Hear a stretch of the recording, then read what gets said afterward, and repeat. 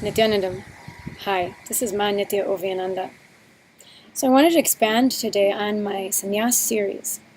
One of the things that's important for Sannyasis is to stand up for not only the Guru, not only their own brothers and sisters in the Sampradaya, but for Hinduism itself, for the world itself.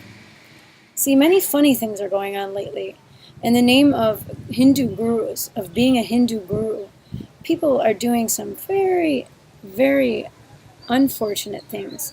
And I won't even say unfortunate, but I would say abusive. Things abusive against Hinduism and calling themselves gurus. There was one guru who says that he tells his disciples that the Shivalinga has to have ghee and milk poured on it so that the stone does not crack and break. He completely does not educate his disciples regarding the fact of why the milk, honey, and ghee is poured on the lingam. And that is for showing the devotion, pouring the devotion.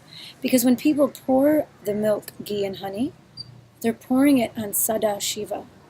They're envisioning Sadashiva, and in their being, they're pouring themselves out to the divine. They're connecting with the divine. Their heart and being is connecting with that space of oneness, Sadashivatva. And if you look at all the history and the records, the reason people have picked honey, ghee, and milk is basically that's their quote-unquote hard-earned money. Before even currency meant anything in the world, people would trade goods, and the most important staple things were ghee, honey, and milk. And when somebody's laboring all day on their farm, and they're milking the cow, and they're churning the milk to make the ghee, that is the best thing they know in life. And then to sweeten their tea or their desserts that they make with the honey that they collect in the forest. That is the best of what they know. That is the best that they can offer, and they want to offer the best of the divine.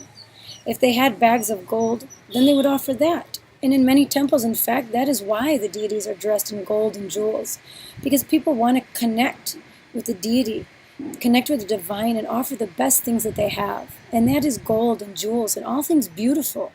That is why the temple deities are dressed in such a beautiful, extravagant, extraordinary, colorful, shining manner. Because let's show the glory. That is why Hinduism is such a glorious and beautiful tradition.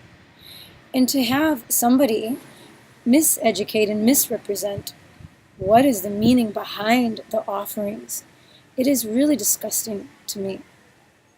And another idiot is going around making fun of the sacred thread that's worn over the shoulder and around the hip. All devotees wore that, and if you read in the Kamik Agama, it speaks totally in detail about the sacred thread and how everybody, including women, grahastas, even children, all people wear those. It is not only the Brahmana community. And there is somebody going around totally abusing in a disgusting manner the sacred thread, the holy sacred thread, and they are putting it on a pig, as if that is some form of entertainment. Now, I'll tell you something from personal experience. I got initiated into the Gayatri in the sacred thread in 2011 when I first met Swamiji. And do you know, funnily, if that's a word, before that, just within a day or two before that, I went to the Raja Rajeshwari temple in Bangalore. And it was my first time going to, aside from Swamiji's temples, a real Hindu temple. And I'll tell you, she's beautiful. Devi is just beautiful in that divine form. And I just had such an energetic and beautiful experience there. And afterward, I was looking around in some of the CDs, knowing that I'd be going back, and I wanted to collect something.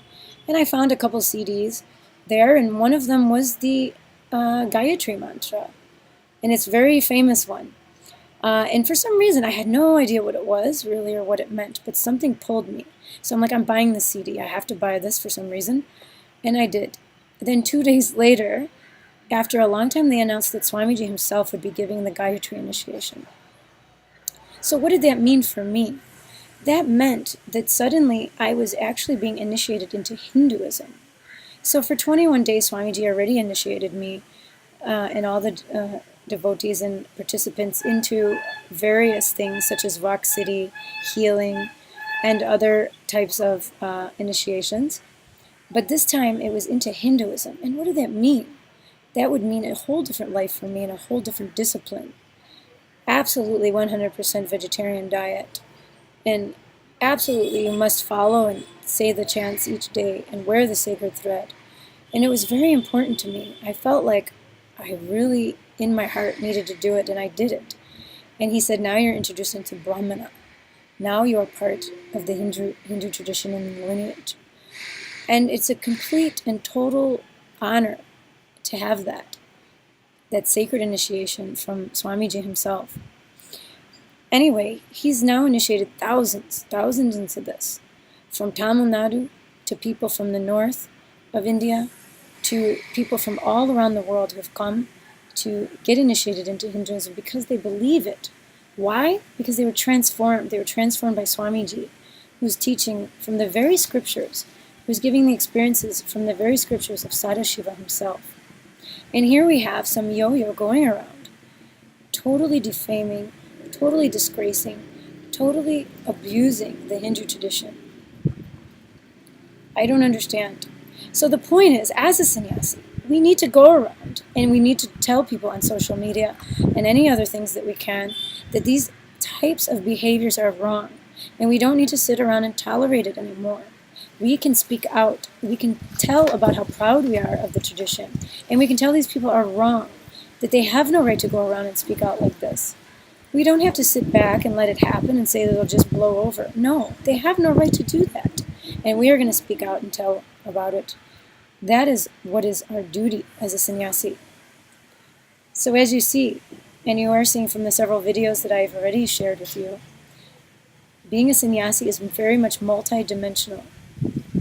And it gives us a way to expand and do so many different things in life. And it's a beautiful tradition, and we are so blessed to be under Swamiji's guidance. I am very thankful. And I'm so glad you watched this video again today. I'll see you again next time. Nithyanandam.